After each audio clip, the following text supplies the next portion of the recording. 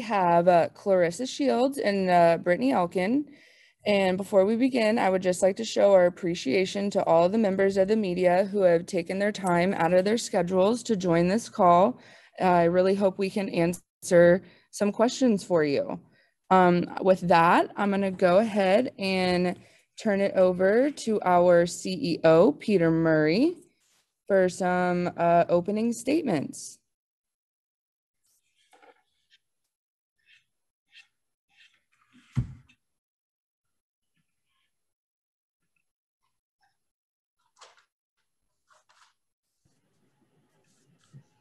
Tony, is Pete on? Yeah. Pete, can you hear us? Yep. How are you? I'm awesome. How are you? Great. Thanks. So maybe to kick it off, Tony, appreciate that. And for everyone, hope everybody's having a good day so far. Thank you for joining, as Tony said. We're excited about PFL 4 and one of the main attractions, Claressa Shields versus Brittney Elkin. And before we begin, I'd also like to show our appreciation for all the members of the media who've taken the time out of your days and schedules to join us. The team and I, hopefully we can answer all your questions along with Claressa and Brittney. So maybe to start, the 2021 season has been nothing short of amazing for the PFL so far. Tons of excitement, MMA action, and incredible upsets that many of you and our fans have seen. The PFL's one-of-a-kind sports season format is really what makes it exciting for fans as well as the fighters. It really is all about win in advance, lose and go home. Every fight counts, and the athletes putting it on the line every time they step into the cage. Now that we're starting our second half of the 2021 PFL season this coming Thursday on June 10th, once again, we have one of the biggest names in combat sports making her highly anticipated MMA debut as a 3-division world champion and the #1 pound-for-pound women's boxer in the world. Claressa Shields faces tough veteran and Brazilian Jiu-Jitsu purple belt Brittney Elkin as PFL 4, again, this coming June 10th on Thursday night. And as many of you know, there have been very few major crossover events in combat, from iconic athletes from boxing to MMA. There's been many from MMA to boxing. So this will be an epic night in sports and an epic moment. Certainly for the PFL, we're privileged to host this event. Claressa, she's one of the PFL's biggest signings of 2020, alongside the likes of Anthony Pettis, Fabrizio Verdum, Rory McDonald. And Claressa's made it clear that her goal is to become the first person to hold a world championship in both boxing and MMA. And once again, we're proud to support that journey and provide fans with that excitement. And certainly, as Ray Sefo, our president of fighter operations, matched this bout up between Claressa and Brittney, it was clear that we needed to have an opponent for Claressa that presented a major challenge in this debut. And Brittney is a 9-fight veteran in MMA. She's as tough and dangerous as they come. She's a Brazilian, as I mentioned, Jiu-Jitsu purple belt with 3 wins in MMA and 4 wins in submission, grappling. She poses a serious threat to Claressa, who'll be stepping into the MMA cage as a professional athlete for the first time come June 10th. PFL 4 is also stacked with former UFC champion Anthony Pettis looking to bounce back and move one step closer to PFL gold against Alexander Martinez. Pettis is on the ropes. This is a must-win fight for Anthony Pettis. It's win in advance come PFL 4 on Thursday night for Anthony, or lose and go home. And so I know fans are excited to see how Anthony will respond to having lost his first PFL fight. And now this second fight, it all comes down to winning. If he wins, he's in the big money postseason. If he loses, he goes home. And so there's a lot on the line for Anthony, as well as all of our fighters fighting on the PFL 4 card. And then come PFL 5 next week, we have McDonald, who's back in action. PFL 5. He scored 6 points with a first round incredible submission. He is on a mission to become champion in the welterweight division.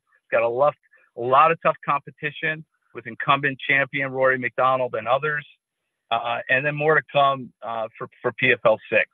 So without further ado, let's welcome our stars for the call today, Claressa Sheilds and Brittney Elkin. Thank you very much. All right. Claressa, would you like to make an opening statement? Oh, you're on mute, by the way. Oh, hello. Can you guys hear me? Yes, you're good now. We can. Okay. Hey, I just want to say thank you for everybody for being here. Thank you for Brittney for being my opponent. Thank you for the PFL for blessing me with this opportunity to be able to cross over and continue boxing at the same time. I'm super grateful and honored to be here, and looking forward to the challenge with Brittney on Thursday. Thank you. Brittney, would you like to make an opening statement?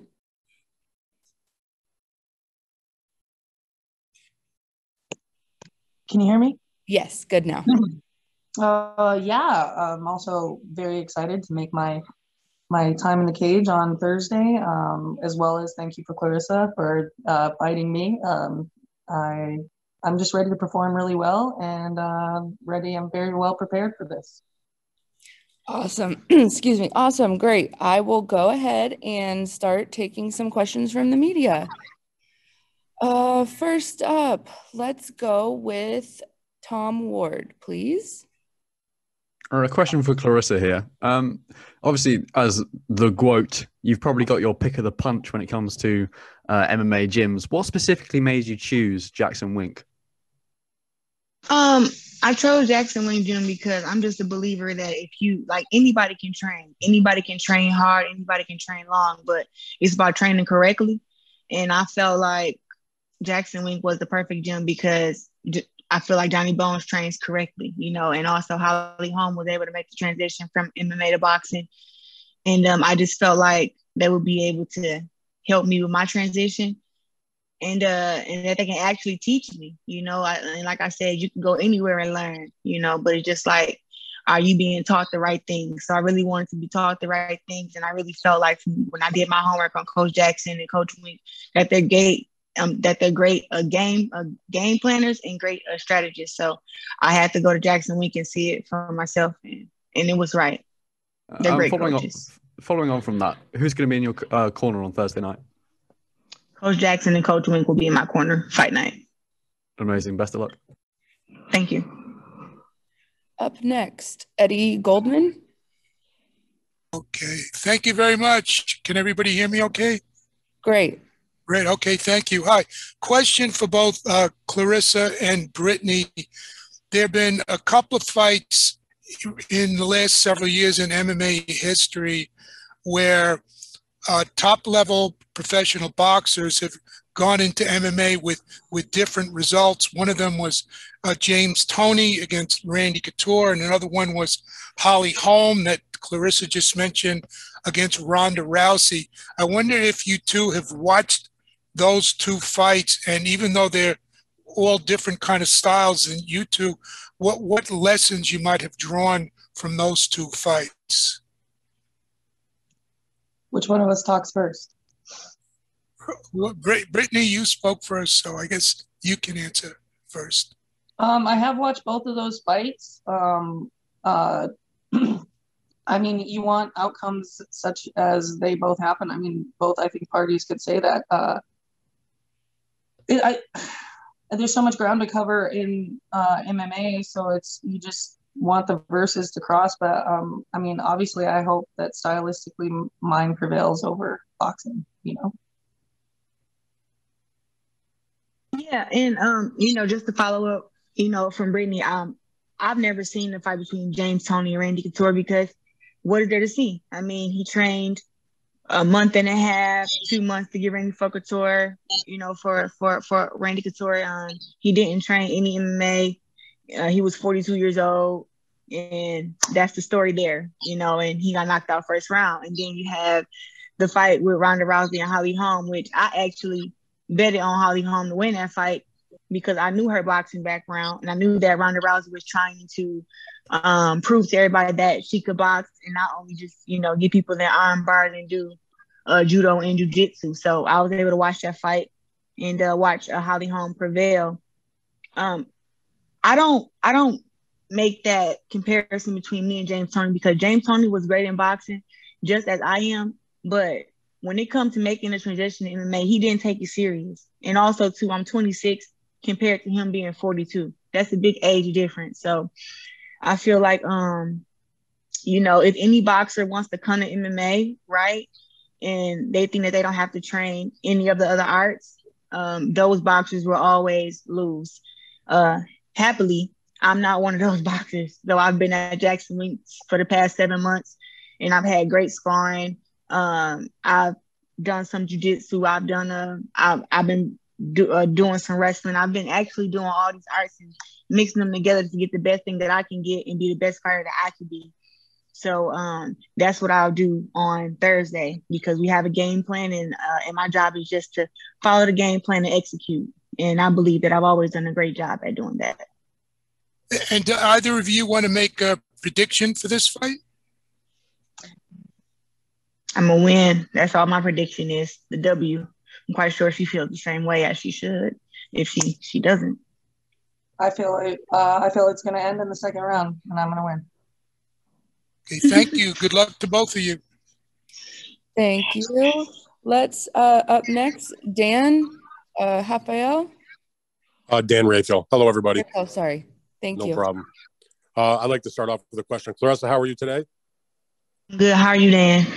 I'm doing great. When we spoke a few months ago, when you made this decision to join the PFL and to begin your MMA journey, we were talking about all the things that you needed to adjust to that would be different than your professional boxing.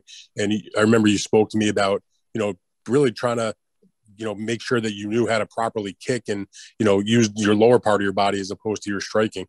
I wonder in the several months since you've been doing it, how is your kicking coming along? And do you think that's going to be like a big part of what occurs on Thursday?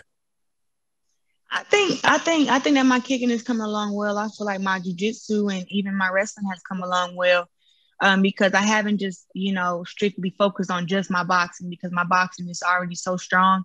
It's just more making those small adjustments. So everything has been very great. And honestly, like I wouldn't be here if I thought that I would be getting in the cage at a disadvantage to lose. Like everybody's making a big deal that Brittney Elkin is a brown belt or purple belt in jiu-jitsu, but the thing is, MMA is not just jiu-jitsu. It's boxing, it's kickboxing, it's wrestling, it's boxing. It's all these different arts, and I don't think that people should just count me out because I'm not a ground specialist. It's like without boxing, MMA, everything would be on the ground, and you just be throwing kicks. So it's like the punching matters, and all of them matter, but it's just about who can use what they know the best. So I've practiced in all of them, and I think I have a great chance to win on Thursday and have a great transition. And now that you're coming into a new sport, you have a big name from boxing. Obviously, anybody that you face in the cage is going to want to make that name off, beating, a big name, whether you're a boxer or a MMA athlete. So I wonder, like, what kind of nerves are there as you go into a new sport? We already know what you can do in the boxing match, but is there a little bit more nerves that you're facing a different kind of athlete at all in an MMA match?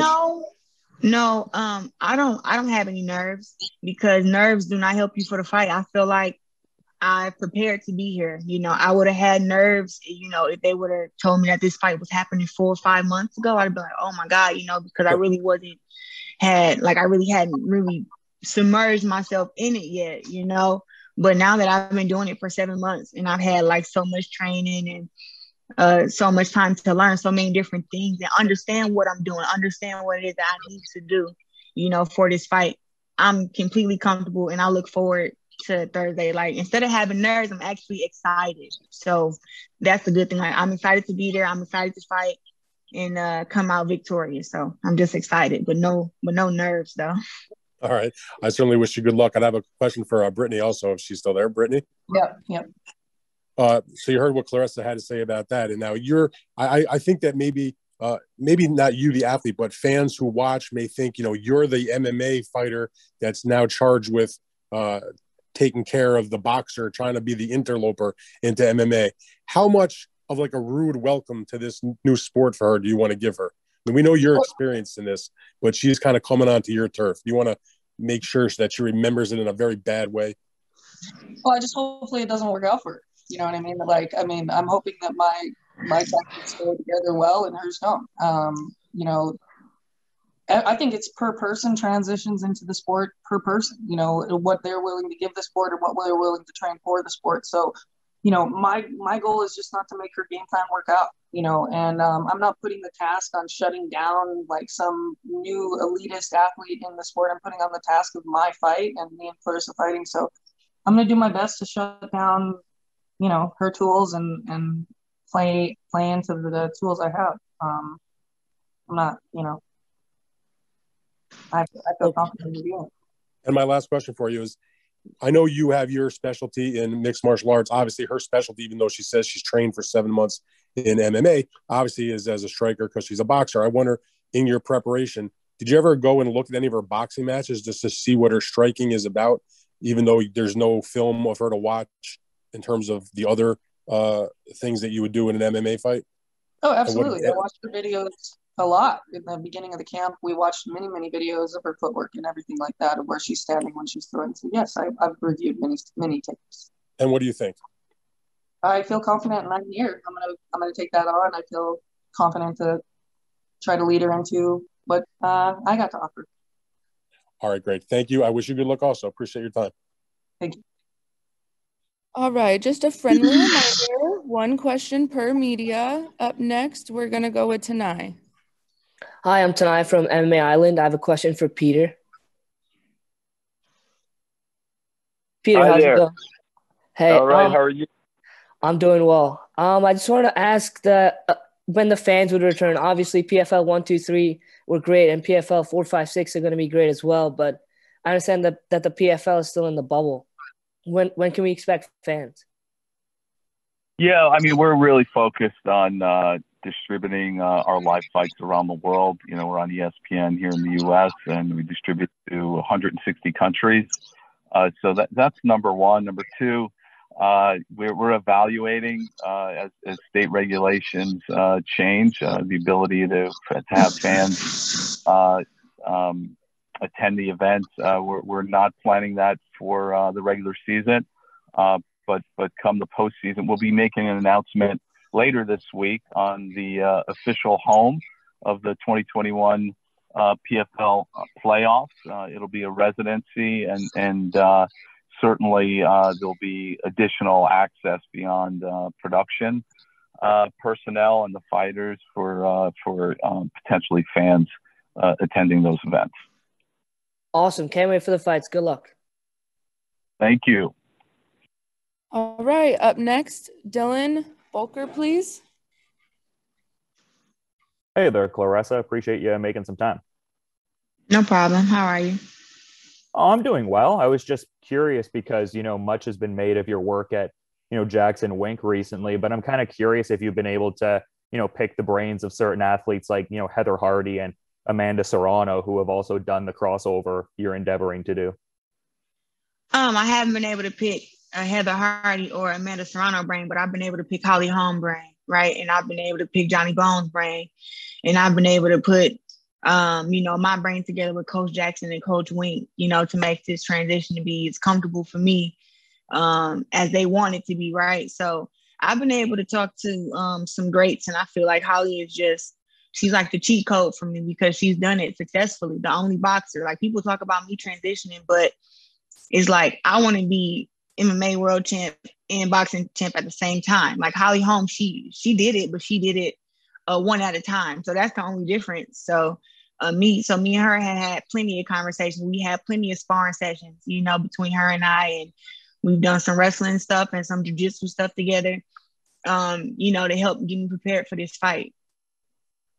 Great person to pick the brain of, and I appreciate you making some time. No problem. Thank you. Up next, Zach Grady, please. Hi, thank you for your time. Questions for Brittney, Zachary Grady, USA Today Sports. Just wanted to touch base. So much of this lead up has been about Claressa's debut. How has that helped you stay concentrated during your camp, kind of flying under the radar here as we go into PFL 4? I think it's done me a great service. I got to stay away from all of you guys for 8 weeks and work my ass off. Hearing about Claressa's kind of been like grated cheese, and the block is getting really small. So I'm fucking at my end and about ready to fight. You know, maybe we'll be friends after. Who fucking knows? But I'm sorry for cussing on USA Today. I'll try to stop that. Yeah, I mean, it's been grating at me, you know. But I also it's been great because I've been in the gym like religiously, and I haven't been in the forefront. I haven't had to deal with all the media stuff, so I've very had a lot of time to prepare. And I think it's going to let me sneak on in there. No apologies needed. We'll make sure to get those quotes right for you. But thank you very much. I'll try to eliminate those words. Not at all. Not at all. Thank you very much. Thank you. Up next, Titan Channel, please. Hello, it's Vanessa from Titan Channel. My question is for Claressa. You've been an Olympic champion, WBA, IBF, WBC, WBO champion. How did you decide to jump to the MMA?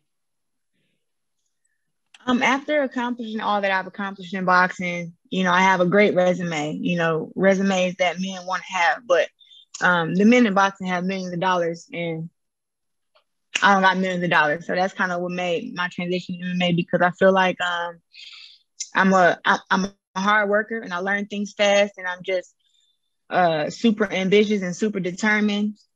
And I felt like if I put that same amount of time and energy into MMA, possibly I could be, you know, as successful as I was in boxing and MMA. So that's why I decided to make the transition.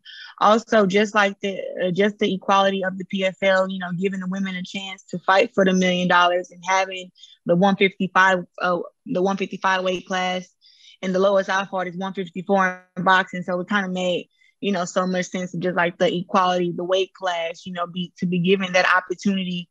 And also the PFL still allow me to box. So it was just like I don't have to give up boxing to pursue MMA. So it all kind of just fell together. Thank you. We send you both luck from Spain and Latin America. Thank you. Up next, Breeze, please. Hey, this is Breeze with the MMA Breeze. Question for Claressa. I wanted to ask, you have the goal of becoming the two-time simultaneous champ in boxing and MMA.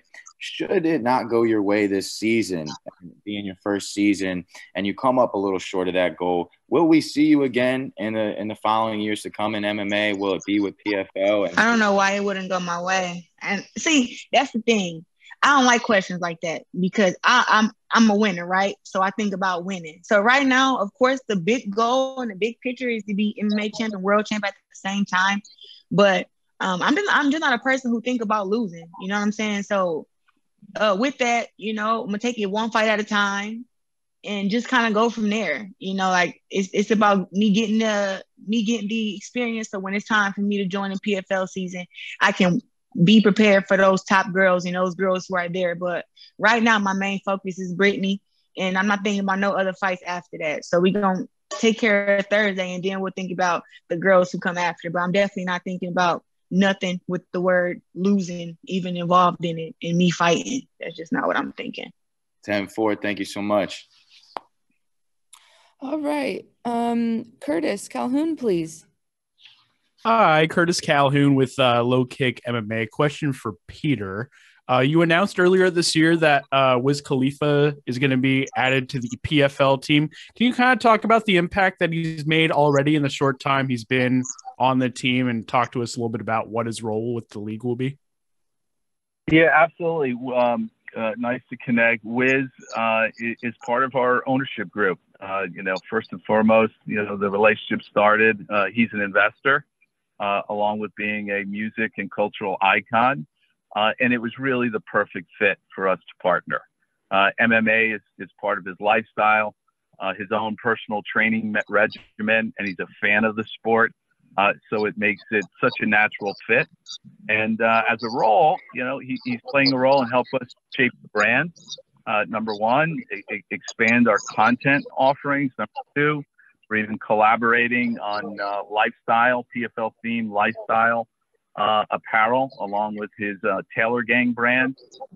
So his main focus will be, helping us continue to grow the brand. Awesome. Thanks, Pete.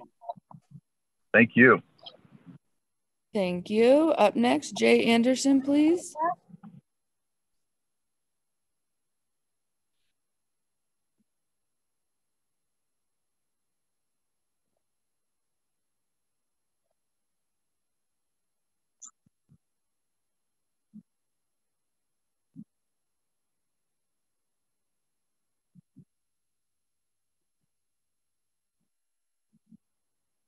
For me, I think it's important. I mean, it's MMA, right? So I'm of course gonna let my hands go because that's what I'm known for and that's what I know best. But I feel like I've got comfortable with putting a few different things together to make my game plan be a little bit more complex than, for it to be just, we just have to worry about her boxing. So I got some other things up my sleeve for Brittney just besides the boxing. But you guys can find that out on Thursday. And I plan to face an athlete, a prepared athlete for this fight. I am aware that she has hands. I'm aware of a lot of things that I'm prepared to do to her. So the fight can go anywhere. I'm keeping an open mind, and I also think that I can take the fight somewhere too. So I'm prepared to do ground or stand up and defense and offense. So. All right. Thanks very much for the time. Up next, Michael Morales, please. Hello, can you hear me? Awesome. Thank you so much for your time and for the opportunity. My question is for Claressa. What's the most challenging part of doing that transition from the boxing industry to MMA? Of course, the most difficult part for me is just like I said, it's the ground art. As far as in it's at the beginning when you first start learning jiu-jitsu, you just be laying there on your back and you like, what am I doing? And it's kind of foreign to boxers because we're standing up, and our legs we use our legs, but it's more of everything is really upper body and punches. But then jiu-jitsu is like a smaller person can use technique to be a bigger, stronger person, right? So it's more of like a defense mechanism almost. It's like they can get into a shell but they can still be able to get you in like a weird position or whatever. So jiu-jitsu was one of the ones that I struggled with at the beginning. And just the biggest part of MMA, which is the hardest to me in all, is just putting everything together. You know what I mean? Like you go from boxing to wrestling to now you have to either do jiu-jitsu or defend jiu-jitsu or just being on the ground and, coming up, like when you got to put all those different mindsets together, up at first, it can be very, very challenging, especially for a boxer, right? So the wrestling came to me easy. The wrestling came to me very, very easy, and wrestling kind of can sometimes offset jiu-jitsu. So we kind of mixed all that in and tried to get my mind ready to go fight 5 minutes and then be able to think the whole 5 minutes and transition to whatever we got to transition to in sparring. So that was the biggest part at first. But after doing it, for about 5 months, it's like, okay, now I understand it, I get it, and it makes a lot of sense to me. But at first, everything besides boxing was hard. Awesome. Thank you very much, and good luck to both of you on Thursday. Thanks. Thank you. Up next, Luke Kelly, please. Hi, Luke from Empire Universe. I have a question for Claressa and Brittney. So I'll start with Claressa here. How are you? I'm good. You? I'm just great, thank you. I guess this might be an obvious question, but what prompted your decision to transition from boxing to MMA? Was it just a challenge? Was it your legacy? It was more. It was a challenge. It was a challenge. Like I think that my legacy in boxing can never be tarnished. I feel like I've just accomplished too much, and that even now there are girls who are at top in boxing who know that they cannot beat me. You know, so I think my boxing legacy is cemented. I really want to try MMA for me. I felt like a couple years ago, I felt like I was kind of thinking about the transition, but it was always like something for me. Like I never really like thought like about all the different arts and, you know, really, really wanting to go into MMA. When the opportunity presented itself with the PFL, it just was like, you know, it was a great conversation with the owners. I mean, they had the PFL seasons giving the women and men athletes $1 million chance to be in the tournament, to be in the season. And that's what actually attracted me to it and made me just, you know, have a conversation with God, have a conversation with my family, and see, and have a conversation with with myself, knowing that making the transition or making the transition to be as successful as I want to be, you know, just accepting that it wasn't going to be easy, you know, and boxing has always come easy to me. It's always come easy. I've been a complete fighter before I was 14, 13 years old. So it was like, now you're kind of going to go to MMA, start from the bottom. It was just asking myself, like, are you prepared to start from the bottom and work your way up? And the answer I gave myself was like, you know, hell yeah, like it's time to try something new. And I believe 100% in my training and 100% in myself. Perfect. Thank you, Claressa and Brittney. So, I mean, you get to call the fight Claressa Sheilds. What was your mindset at, your emotions? They called me on April Fool's Day. I run events, and I was working an event, a cage fighting event in Philadelphia. I was working the door and getting all the Philadelphians in. And Ray called me on like April Fool's. So at first I thought it was a joke. I follow fighting and all combat sports, like most of them. And I saw that Claressa was signed earlier that year, but at that point I was like, oh, I'm not fighting, so I won't be in my class.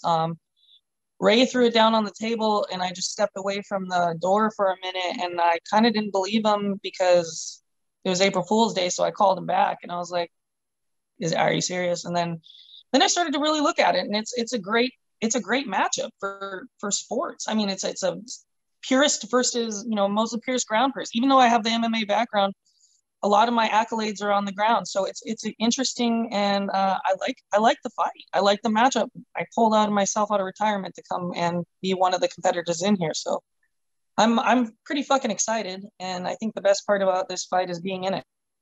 Perfect. Thank you, ladies. Okay, last question. Mr. Harry Mack, please. Question for Brittney. Harry Mack, bookies from the Bookies Basement. Hope you're doing well. But I'm doing well, thank you.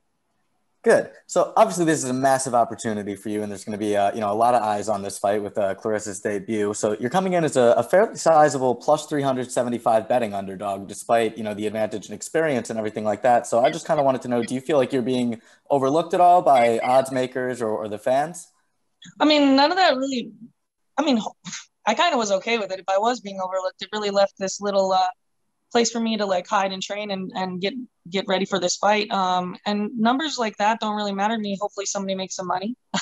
I you know, on paper, I probably don't look like I'm a great fighter. I feel like I'm an awesome fighter. So I'm prepared. Like I said, those numbers don't get in my head. I don't bet. So somebody go bet, make some money.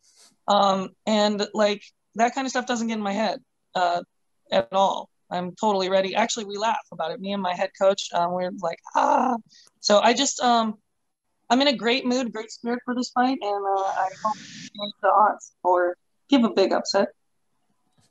Got it. Well, thank you very much. Best of luck to you both. Thanks. Thank you, guys. All right, I am gonna go ahead and turn it over to Peter Murray for closing statements.